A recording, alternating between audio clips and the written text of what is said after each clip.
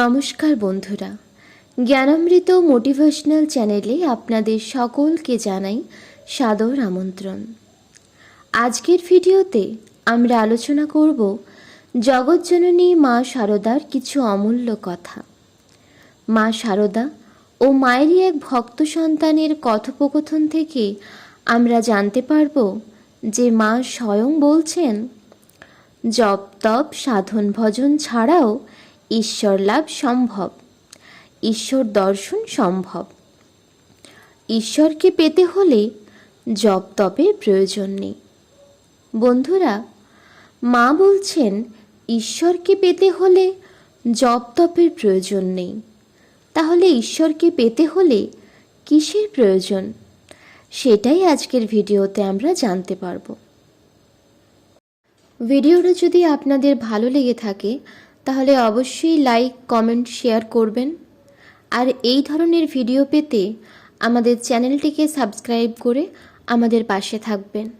তাহলে চলুন আর দেরি না করে ভিডিওটা শুরু করি।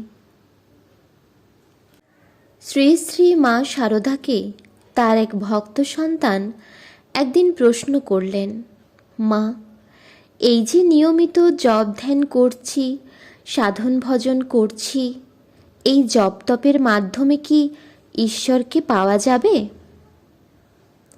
শারদা মা বললেন, দেখো, জপ তপের দ্বারা ঈশ্বরকে পাওয়া যায় না। জপ তপের দ্বারা কর্মপাশ কেটে যায়। কিন্তু যদি ভগবানকে পেতে চাও তাহলে শুদ্ধ প্রেম, ভক্তি, বিশ্বাস ছাড়া দ্বিতীয় আর অন্য কোনো পথ নেই। ভক্ত সন্তান তখন মাকে প্রশ্ন করলেন, জপ তপ করে যখন ভগবানকে পাওয়া যায় না, তাহলে এত জপ তপ করে লাভ কি মা?